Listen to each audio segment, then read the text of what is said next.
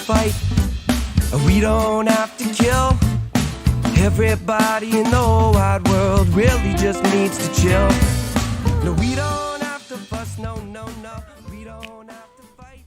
Hello everybody, welcome back to another episode of Just Chill with Oliver George. Before we get into this week's episode, I wanted to just remind everybody that if you're watching this on YouTube and you would prefer an audio-only version of the episode for whatever reason, you can find that on Spotify, Apple Podcasts, etc.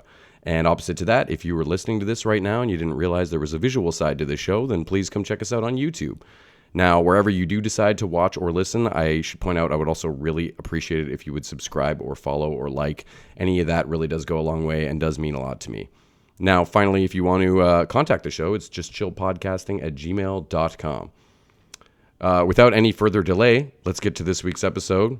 It's an important one to me because it's episode 30, so I think that's pretty cool. But beyond that, even cooler, I got to sit down with Hal Johnson and Joanne McLeod of BodyBreak. This was pretty mind-blowing for me, as I'm sure it would be for some of you who also grew up watching them, just to be able to sit down with them and chat about fitness and life in general, and also get some insights from Hal about some of his experiences with racism at different points in his career, which he's been opening up to the media about lately. So just a really great conversation, and I do hope you'll check it out right to the end, because this was just a great chat. Thanks. There we go. Hello. So great to see you guys. Yeah. Nice to meet you. And thanks so much for taking the time to talk to me. I really do truly appreciate it. It's really a dream to be able to sit down with you guys because I was born in '85, so you've basically been a staple of my childhood. And to be able to sit down with the legends themselves is pretty cool. Yeah. I don't know about the legends. Legends. Hey, in my opinion, for sure. I did get the new issue of Maclean's where you were featured, and you had a very poignant article discussing a lot about racism that you faced in your life. And that's also on the heels of some videos that you released, which are it's powerful stuff, you know? And luckily, by the sounds of it, you had great parents who taught you how to deal with that in a healthy way and try to persevere. But what I guess my first question for you is, on the heels of TSN issuing an actual apology, is that give you a sense of vindication, or does it feel sort of like an empty gesture just to save face? The latter, absolutely. I had my suspicions. Yeah. Yeah, it did. I told them at the time, I don't really care. It doesn't mean anything to me, and don't bother. But then they, corporately, I told them, I said, I realize for Bell and everything like that, you've got to corporately, do your job. But and then I thought about it afterwards, and I thought it was more the people that weren't as fortunate as I. Those are the people who I feel, they owe an apology to, not myself. Yeah, the unheard voices for sure. Yeah. Well, we should probably expand upon that a bit for people who may not have seen the video. Just that crazy situation you dealt with coming in, trying to get a job as a news or a sports reporter, and to only be told a few hours later, sorry, we already have a token black guy, essentially. Yeah, and if you haven't seen the video, you can go to our YouTube channel and check it out. Subscribe to their channel, anyone who sees this, for sure. Honestly, doing research for this was a blast because you guys have so many great videos up on there, and it's cool seeing, the now and then and how things have changed and how some things don't change, Yeah, we change. Yeah, a lot. So, yeah. But it's interesting for us, when we look back on when we started BodyBreak, one of our mandates was to be very inclusive, regardless of age, gender, your race, your abilities. And when we look back on the old shows, we were very inclusive of of all people. We have a show where a physically challenged person was in a wheelchair playing tennis, and for the first 10, 15 seconds of the show, you didn't know I was playing someone who was sitting in a wheelchair. So I look back and I go, I'm really proud of that we were able to be so inclusive. It was very progressive for the time, especially. Yeah. Yeah. No. It seems, now, especially up here in Canada, you see that it's so kind of intermingled, and you see an Asian woman with a white guy in a Sleep Country commercial. It's like nobody blinks an eye. Yeah. Yeah. Whereas, or you see two men in that type of thing. So things have changed so progressively to be inclusive, so that everyone can be there. We don't think of ourselves as really we were out there fighting. We never felt that way. We were just out there doing our thing, knowing what the right thing to do was. And we didn't really, the Toronto Star did an article on us, and I kind of at first was like, I took it back a little bit. They said that BodyBreak was like a Trojan horse. And I said, well, we weren't really trying to deceive anybody. But then I thought about it. I thought, well, they're probably right. We weren't trying to deceive you, but we were trying to not throw it in your face. Yeah. So that you would go. It was very palatable for people who might need a transitional sort of, Right. Yeah. Yeah. That's what it was kind of like. Just, well, let's give you like, I've got a whole bunch of black friends that we would use in the shows, but I wouldn't have all my black friends in one show, because then people look at, oh, it's a black show. No, for sure. You want everyone to feel included. Yeah, that's great. So that was kind of how we went. I wanted to ask then, because I know you spent time in both the US and in Canada. Do you think there's less racism here, or we're just better at hiding it? I think not better at hiding it. I think it's just we're different than the Americans, the way we approach things. We're politer. We're less in your face. We're less vulgar and belligerent. And we are less racist. And as a whole, I would say, yeah, probably. And generally speaking, we're much more inclusive than the U.S. The U.S. is very tribal. Canada is not nearly the same as in that respect, and so that's kind of what I would think is the major difference. Also, the fact that when you look at history, the U.S. is literally built on slavery. Yeah. So if you understand history, you understand the plight of the black person, and you step back and you say, why would a white poor person vote the same way as not as the same as a poor black person? And because they've been able to separate it not in wealth, but in tribalism. Okay, here's the white society. At least you poor white people are better than the black people. And it actually bodes true in the sense that a white male who has a high school education makes more money than a black male who has a university degree. Wow. So, and you think of that, okay, and that's how the system has worked. So they've done, and in South Africa, they did the same thing with oppressing black people. The white people put different degrees of shades. So if you were light-skinned, you got so much. You were lighter, you're a little darker, you got so much.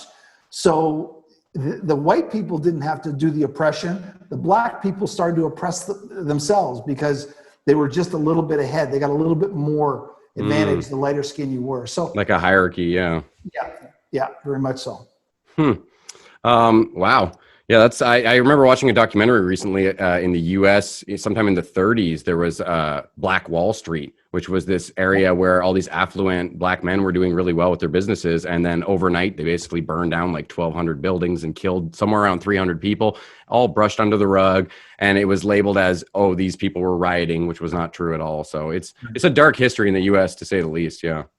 Yeah, and that was in Oklahoma. And oh, sorry, I thought it was Ohio. My bad. No, yeah, it was Oklahoma that happened, and so it was really, there's so much. He who wins writes history, and so the white male has won, so he generally writes the history.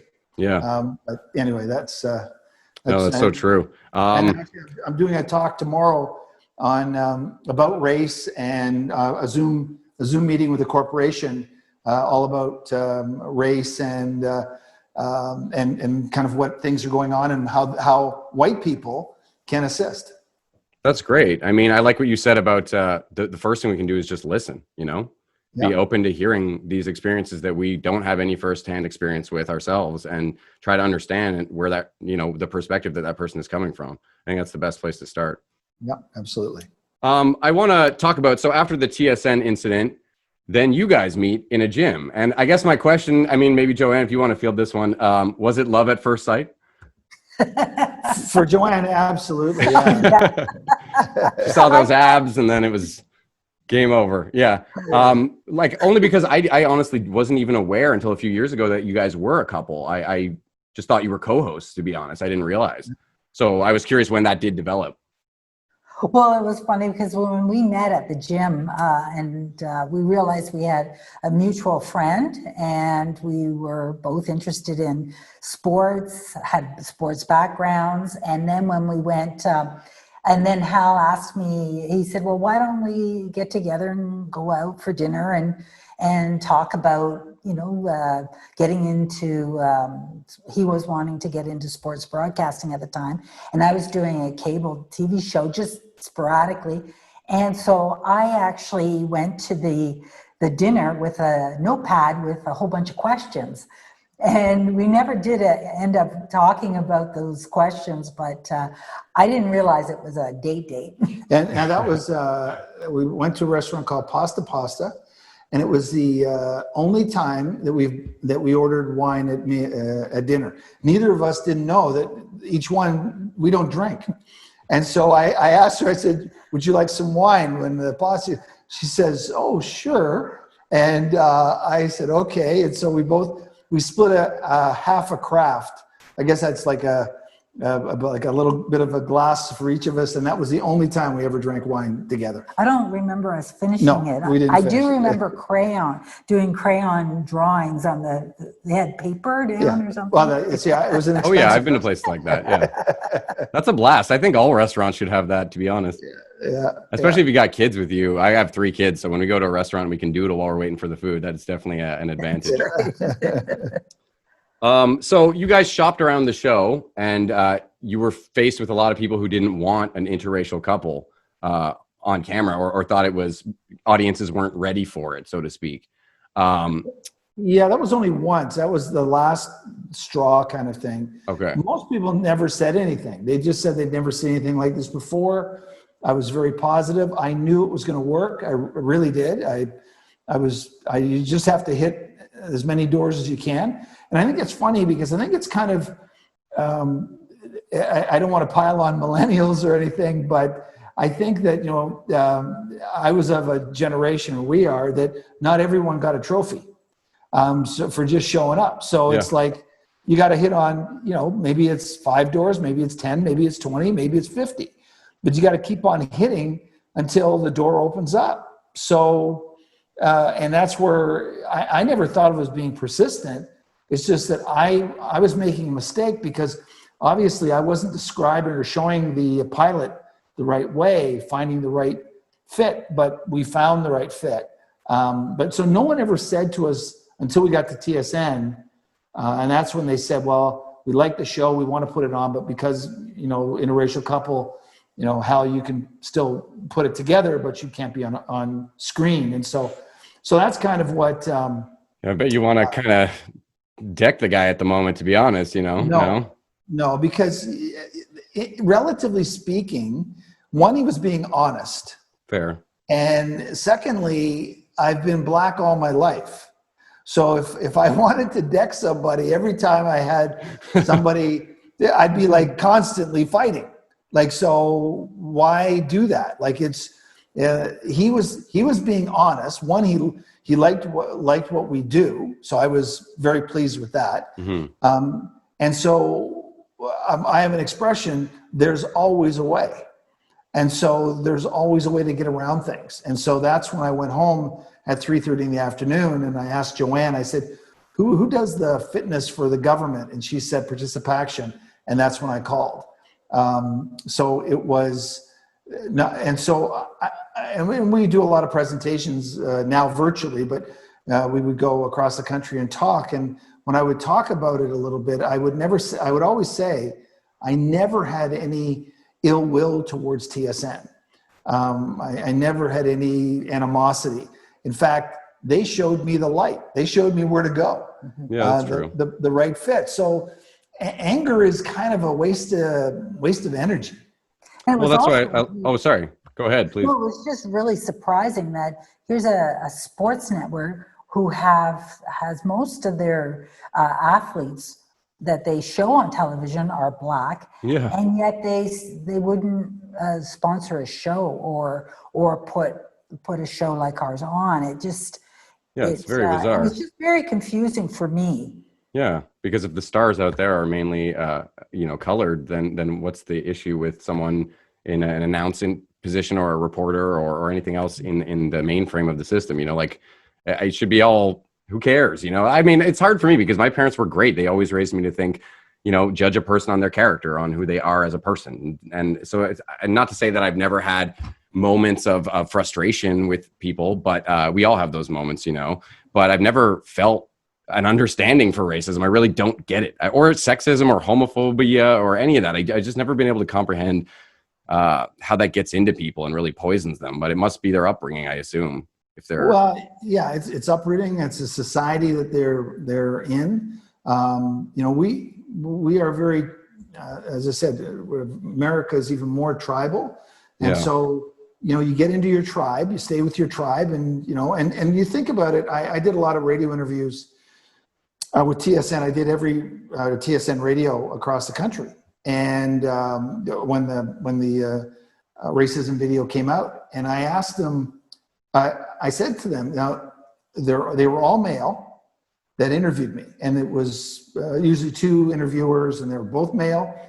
And I asked them, do either one of you how do you guys, or you're in your office? Do you sit, stand? Oh, we sit. And there was something, I'm lazy, whatever it might be. Oh, great. I said, so basically what you're saying is that a person in a wheelchair could do your job. And they kind of a little silence. They go, yeah. I said, oh, how come there is nobody at your network in a wheelchair doing a sports broadcast? Coming from a perspective of someone with a disability who still enjoys sports, because people who are in wheelchairs who watch the Leafs, who still know sports. And so, or they play modified versions of the same sports, many of them, Paralympics, whatever, they would have a more connection. Yeah. Well, what you're really asking is you're asking the white male to give up his privilege, whether it be a woman coming in, whether it be a person of color, whether a person with a disability. We're just saying, let us at the table equally. Yeah. That's the only difference. So, but I appreciate that if, I get a seat at the table, not on merit, but because of who I am, you don't want to give that up. And so that's what we're asking. That's what the society is asking now, for white males to give up their privilege. Yeah, well, I think we've had our time in the sun, and no one's saying that you can't still be not be a white male and succeed in whatever you may be trying to do, but so can other people. And what's wrong with that? Yeah, and I don't think we've been in the sun enough. But yeah, that's to be in there, to share it with everybody. That's really, to me, the best thing to do. And I think it's important to stick up, not for your own, but to stick up for someone else, for women. I mean, that's what also the show is very much about, equality between Joanne and I. Joanne wrote all the scripts. So we would do a lot of role reversals. Like I would make, like Hal would do the dishes in our housework show, or we'd be doing a sports activity, and I'd be able to keep up with him. And it's to show equal. One of the things that happened when we were creating BodyBreak is there was a show on CNN called Body by Jake, and Jake was this big bodybuilder guy, and he was like in your face, and he would have a very thin blonde female as his sidekick, and she was really kind of the blonde bimbo, eye candy or whatever. Yeah, and I remember watching that and saying that's not right. That's not how it's supposed to be portrayed. Women can be athletic. Women can, be strong, and we all come from a different perspective. So it just adds to the show or to whatever we do. So that's like with TSN, by allowing for people of different backgrounds and or genders, you get a different perspective of whether it's tennis or football. It's just different perspective. I love that you touched on that, actually, the whole role reversal thing, because I always say that I'm in a 21st century couple. I work part-time at the hospital and I do this show, but I'm primarily a stay-at-home dad for my 3 kids. And my fiance is an ICU nurse and she's killer at her job. She's amazing. And it's a great system we have, but I still get a lot of stereotypical responses from people when I go to my part-time job at the hospital. It'll always be people saying, "Oh, are you not getting enough shifts?" Even though I've explained to them several times over, well, I'm a stay-at-home dad. Like that's work too. I work my butt off, believe me, you know? So there's a lot still that we have to do to open people's eyes with that. And similarly, when I was in high school, I just only in the last 5, maybe 10 years started to realize that I didn't hate fitness growing up. I just hated sucking at organized sports and having people tell me I suck. And a lot of that was because of this male bravado and machismo that I found very off-putting at a young age, you know, and it kind of stuck with me. And then when I got divorced, I was like, okay, my metabolism's slowing down. Maybe I'll give this fitness thing another try, you know? And now I love it. Now me and my fiance are, we just finished a workout before this, you know, this interview. So. Oh, great. Good. Yeah. That's another thing I think is great is working out as couples, which you guys obviously know. It's so much more motivating to get in there and just really give it 100% because you're kind of buddies, you know? You can high five at the end.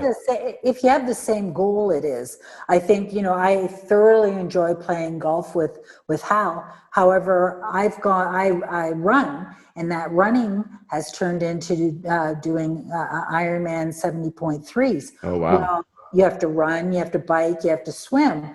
Hal's not into swimming and biking or running. He'll bike, but his bike day may be different than my bike day. And I'm more on a regimented schedule, whereas he's more, what do I feel like doing? So it all depends on your fitness goals, whether or not it actually connects. Well, at least the fact that you both are fitness oriented still helps, as opposed to a couple where one person's really fitness oriented and the other person's kind of a couch potato. Then that dichotomy is not really going to work out too well. What was I going to say here? So when Participation greenlit the show, I loved seeing one of your videos where you explained why, which was because you guys had the golf clubs fall over at the end of the first video, and that's the take you decided to use. So I love that, you know, you guys don't take yourself too seriously, and fun is always sort of at the epicenter of what you're doing. Is there a funny one out of the two of you? Who's the funny one? What it is it's basically I make the faces, or I'll do the pranks kind of thing, and Joanne's kind of the straight person. More so, I'll kind of push the envelope on things, and so it's like we did one in San Diego about gardening, and I told our cameraman Claude Garapi, I said, Claude, when you tell me when we've got a good take in the can, and then we'll do one more after we got a good take, and we'll do another take. And so it was the final scene was I've got a hose in my hand. I'm spraying the flowers, and so we did the final take of it. We knew we had it. It was the last thing, and so we said, "Oh well, until next time, keep fit and have fun." And then boom, I turned the hose right on Joanne, and it's like her hair just like whoa. It was like and she just ran after me, and that's what we used in the show. It was kind of, but so I would often think of things to prank her in a way. But now, because of the iPhone, you can capture things. And we go out for a bike ride recently, and we come into the driveway, and my feet are clipped into my shoes. Well, I didn't clip out quick enough, and I went like down, like just so quick. Well, he's got his phone out before I can even like scream that I've fallen. And so now like all my little things are being put out on Instagram. Yeah, she says, don't put that up on social media. Don't do that. Oh, no, it's funny. Let's do it. Well, when I watched, I was going through a bunch of YouTube videos of yours all week. And not only was it great to just watch them, but it dawned on me that the digital realm we're living in now is kind of perfect for your videos, because the majority of the older ones were like 90 seconds, and that's just amazing for social media posting. Well, we've like we just started the YouTube channel. Really, we've had one for 7 or 8 years or so, but we really never put anything up on it. And so what we're doing is we're releasing every week. We're releasing 2 or 3 of we have over 300 videos, 39.5-hour shows, and so we're releasing a little bit every week. And what we thought about is that we were YouTube before there was YouTube. Essentially, yeah. Yeah, so it was like we were providing information free, and that was it. It was so we get and in this whole process of doing the YouTube stuff, and I'm learning. I really enjoy it. Is that it's Same like here, I'm watching so many YouTube channels of all these young people telling you how to light, how to set the camera, how to present to the camera. I go, I've been doing this for a long time, but it's good to learn from young people. And so so we've just set this. This is our gym here at home, and we're gonna make this. We're gonna do a YouTube live from here, from the gym. So I've got a switcher here for 4 cameras to hook up and do a four camera shoot and it looks like quite the gym. Yeah, it's pretty nice. You only see a portion of it, but it's quite. It's about 900 square feet. And wow! It's our place to have. We got our bike, treadmill, stepper, leg machines, other bikes over here, weight rack. So we were hunkered down for COVID. We have no trouble. Yeah, I'm jealous. I haven't been back to the gym yet, just because the idea of working out in a mask seems just really kind of, I don't know. I find wearing the mask already, you get a lot of skin issues, and I try to wear them when I have to, obviously, but working out, it doesn't seem very ideal. So we switched to doing these home workouts. A guy called Bully Juice on YouTube. He's an ex-military guy though, so it's all no weights, just using your body, a lot of jumping jacks and burpees. And you know what? It's been, I'd say I'm in better shape now than when I was hitting the gym. Sometimes the basics really go a long way, and we've been getting the kids doing it while they're out of school, or they're doing the digital stuff now. So, and that's what we're doing as well. We're one thing we're producing right now is we produce a series of 3-minute virtual body breaks for Zoom meetings, Zoom calls. Oh, cool. So, you've got say a 2-hour meeting, you got to break it up, and we've got a body break. So it'd be eye exercises you can do, like seated in a chair. So we took a desk to different locations as if we're doing a meeting, and we put our 2 computers up on the 2 notebooks up. So we're doing them is like in the middle on the 15th tee of a golf course, and we do the exercises right there. So it's kind of have a little fun with it. That's so cool. So we're doing, that's kind of, again, fun stuff that we're doing, and corporations are buying them and using them during their meetings. And this was when I saw you guys, I guess, in the field with the drone taking the footage of you guys. Yeah, that was it. Super cool. Yeah.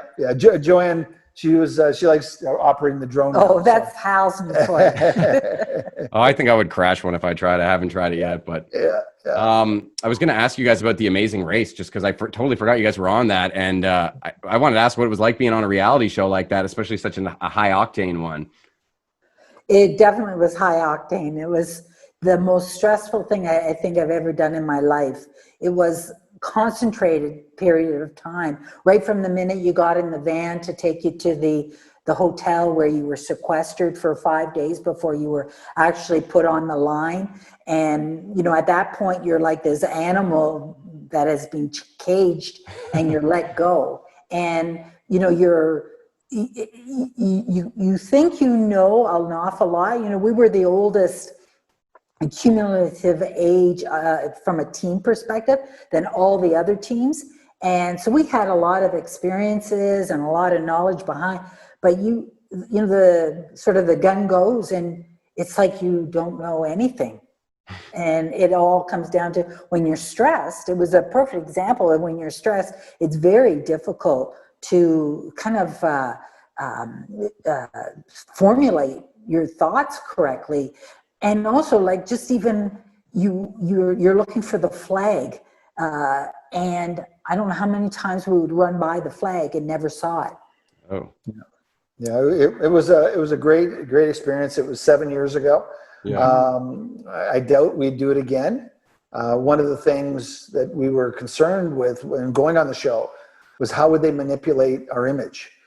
because through editing, they can make you look, different ways. And they did do that. They wanted to flip the script, and they on us, and they did. And they used things which we, they were true, but they were manipulated to make it look very different. Context was manipulated a bit. Yeah, it was very much so. I heard that you guys were displeased that you came off as very vanilla. No. That's what I read online. No, okay, maybe that was something erroneous. No, really. Because we are. I mean, we both thought we were pretty boring, because we're not going to yell at each other. We were just ourselves. And one of the things, whenever we did a task, we believe that in order to allow the other person to keep focused, is you don't yell at them in terms of keep going, come on, you can do this. Oh, do this, do that. We just, was quiet and allowed the person to do the task, which doesn't create, great television either. No, but you can focus. Yeah. Right. Yeah. And so we weren't a yeller screamer or a rah kind of thing. But, for the most part, I think it's the fact that you do have control, but there are certain challenges that you have no control over. And that, to me, I went in the race thinking A to B, because I come from a running background. You do the race, the start to the finish. And each time we raced, I thought that was, it's very clear cut, when in fact it's very much subjective throughout the whole process, and there's influences that play into how well you do in a certain task, or whether or not other people get buys when they shouldn't. So it is a lot more subjective than I know for me what I first thought. And I don't think now when we finished up, I was gung-ho and like I'd love to try it again. And as the years have gone by, the more I realize, it's not going to go the way I want it to. So, enjoy the first time, because you don't want to just kind of destroy that really. It was a good feeling, and a lot of positive things came out of it. So it's like you won't. I get it, but it's too stressful to want to repeat it. Yeah. Well, no, I had to say to Joanne, like I played baseball, but she ran track and field. So when you run track and field, when you run 100 meters, it's 100 meter stop, and there's no judgment. The judgment is only, did you start on time? Did you, and who won at the finish? Yeah. I played baseball. Well, every pitch there's a judgment. The umpire is making a judgment. Is that inside or out? Is that a strike or a ball? Yeah. Is he safe or out? All of those judgment calls. So what Joanne's really talking about is that there were judgment calls that were questionable, I guess you could say. And I said, well, those are judgment calls. And so I was kind of accustomed to that, and where she wasn't. But as I said, it was great experience, traveled, throughout Canada. And it was, a pretty phenomenal. Got to jump into Great Slave Lake and up in Yellowknife. Awesome. Went to Whitehorse. I mean, it's. And we've almost been back to every place that we went to. We've been in Yellowknife twice. Twice, yeah. Since the Amazing Race, and we hadn't been there before that. And so a lot of doors opened and a lot of good experience. And I think when you do things like this, you come away personally having experiences and learning things about yourself that I think are worth so much. Yeah, and I think the big thing is that certainly as you get older, you realize this is that we're all only renting. We're only here for a short period of time, and enjoy yourself. And so we've been viewers of The Amazing Race up until that point. 13 years from when it started. We were actually 12 years to that point. And we saw every episode. We really wanted to get on it, and we got on it. So we've had, we've performed athletics in front of thousands and thousands of people, been on the race, we've done so many things, a TV show, it's like we've had a good ride, you know, so we're pretty lucky. Well, you guys are still doing cool stuff. Yeah. I wanted to ask if you guys had a cheat food when you're like, what is your guilty pleasure food? Barbecue chips. Yep. I was gonna Barbecue say chips. that. Okay, that's a pretty good one.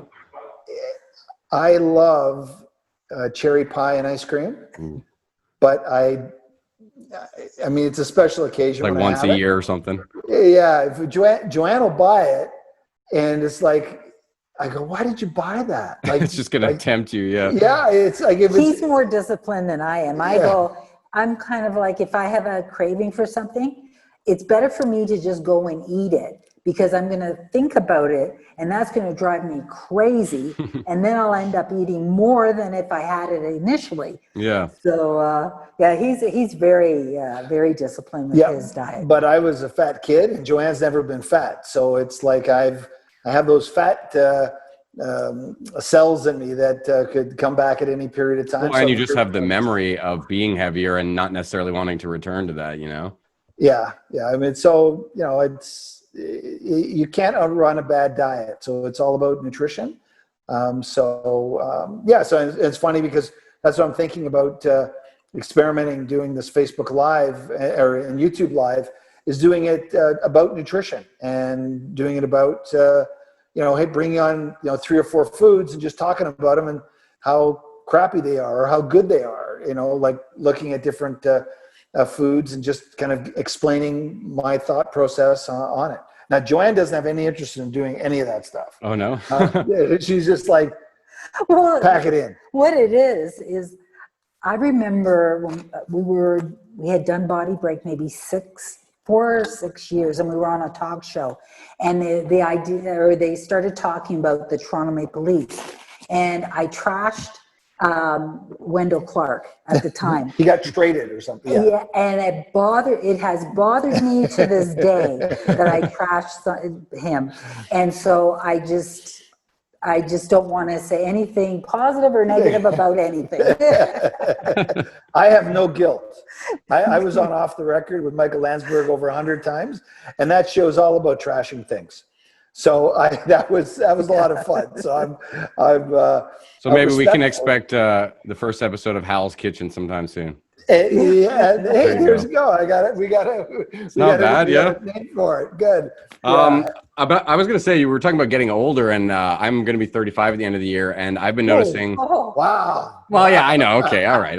But in regards to fitness, though, I've been feeling some things. That's where I was trying to get to. Is that my knees, and I have bad wrists from some surgeries, but knees and wrists, I'm getting a lot of joint pain. So I was wondering. And it'll never get any better. No? Okay. Well, that's not very uplifting. I was going to ask if you guys. It's only going to get worse. So no tips for that? As much as people talk about getting older, the bottom line is that it does suck. Yeah. Well, do you have any tips for sort of mediating it a little bit? And yeah. Here's one, and it's coming straight from Hals Kitchen. Is the reduce the amount of sugar that you have, because sugar is an inflammatory. So the inflammation that's created in your knees, on all your joints, wrists, if you can reduce the amount of inflammation in that area, you reduce you become more flexible and pliable, and it doesn't hurt nearly as much. So the less you eat of sugar, the less inflammation you're going to have in your body. And it's also going to relate to the amount of weight loss and calories consumed and so forth. So, and it's most important to keep active and change your activity up. We heard in the 90s, the early 2000s about cross training, and it is very, very good. Your body responds well, and when you try something new, just even like swimming, it takes the pressure off your joints, but yet it will also strengthen, your cardiovascular system from a cardio perspective. But just it's kind of like that break that your body needs, but also trying things like cycling, just mixing things up. Yeah. And weight training is essential, because you think of those joints need to be supported by all the muscles around it. so that if you're walking in snow and you go to slip, well, the stronger you are, the less chances of you being injured. And if you do get injured, you're more apt to recover so much quicker. So the strength training, the cardio mix up of activity, and the reducing of sugar are really key. And you'll notice it as you even get older and older. Oh, I've heard with diet and exercise that just keeping your body sort of guessing is always going to be good for your metabolism, especially. So I've heard of, I know Sylvester Stallone, I think, said when he was training for Rocky that he would have a very, very strict diet during the week of, high protein, low carbs and all that. And then on the weekend, he would sort of go to town and have his cheesecake. And the theory was this ping pong effect that keeps your metabolism from getting too comfy in a certain state, Mm-hmm. Yeah. I've always think, it's the tried and true types of things. And, if you eat good food, and, it's the perimeter, the outside of the store, if you eat really, really good food, that's where the vegetables are. That's where all, once you get into the processed department, that's where not nearly as good food. So just eat good food. Yeah. I try to avoid artificial flavoring and colors and stuff a lot. Yeah. And I would say, I know for us, we don't eat a lot of meat. No, me neither. I'm a vegetarian. Yeah. Yeah. I've started eating more burgers, plant-based burgers. Yeah. Which have been, quite tasty. They're delicious. I had one last night. Actually, I had a chicken burger and a plant-based burger last night. So if I noticed, it was a couple summers ago, we got a nice barbecue, and I was barbecuing meat during the summer, and I was eating quite a bit of it. And I was thinking, I'm feeling sluggish. Like it had an effect on me. So it's, and in the wintertime, I hardly eat any meat at all. And we like fish and stuff like that. Yeah, I eat a bit of fish too, Yeah. And eggs and cheese and all that. I'm not a full vegan or anything, but meat, part of it is for me, I don't know if I would say a moral thing, but for whatever reason, I just got to a point where I didn't really want to eat the carcasses of many things anymore. It just kind of bugged me so much so to the point that I eat some of those plant-based burgers, and they're getting so good now that I ate one and I was like, this is too much like real meat. I feel like I'm eating a real burger, and I didn't want it anymore. So just when we were saying inflammation, I wanted to ask you guys if you had any experience with CBD topical creams and balms and stuff, because I know it's permeating our culture in a big way, but specifically health and fitness. And I just wanted to know if you had any experience personally with CBD products. We've used an oil to rub on. We got it in Nebraska or something. We're coming back for the joints, but other than that, it was, and really didn't do much. What's it? What are the two? There's the two components of it. The hallucinogenic. What's the two? Oh, components? THC and CBD. Yeah. Right. The THC, it had no THC in it, just the CBD, and so it's. But I have rheumatoid arthritis, and my doctor said that if it works, great. He's got patients that it works, and for other patients it doesn't. And I'm a firm believer in that. I know I used it quite a bit, and I'm not. So many factors go into how you feel that I don't know if it was great. But it didn't do any harm. Yeah. Well, some of it could be a placebo effect, right? Just you thinking, oh, this is going to work, and then it works. Apparently, But I think that's a lot of people are concerned about with CBD. Is it like the new snake oil? Because you hear about it so much now, and I'm sure some of it's valid, but you have to wonder if some of it's maybe less valid. I don't know. Yeah, it's not enough. It hasn't been out long enough in studies and regulations and things for people to truly know. I guess the topical ointments and things like that. Yeah. They're not harmful in any way, and if you do get a reaction, you stop immediately. Maybe harmful to your wallet, but yes, that's about it. Okay, well, I'll wrap it up with you guys. I want to thank you, but one last question we asked everybody this season is, if you could be endowed with a superhuman ability, what would it be and why? And not flying, because that's kind of an easy one. Everybody wants to fly. Go ahead. Yeah, please. Disappear.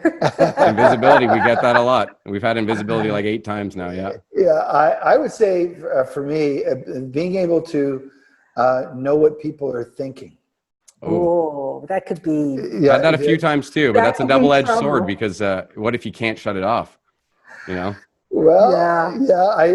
you could, because we're always anticipating or thinking, well, that person's thinking this, or gee, I'm coming across really well, and yet, But if you don't care. well, that's true. I True. don't care. I just think it might be overwhelming to know what everyone was thinking, just because of, especially if you're in a crowd of people or something. You know, if you could control it like Professor X or something like that, then Right. yeah. Like you say, okay, I want to know what this person's thinking. Turn it on. Yeah. Boom. You got it. You go. And, But is that an invasion of privacy? well, Yeah. but it's a superpower, so who cares? Yeah, yes. Valid point. Okay, well, thank you again so much for taking the time to chat with me, guys, and all the best in your future endeavors. Great. Well, thanks. Well, until next time. Keep fit and and have fun. Oh, virtual high five. Awesome. Thank you, guys.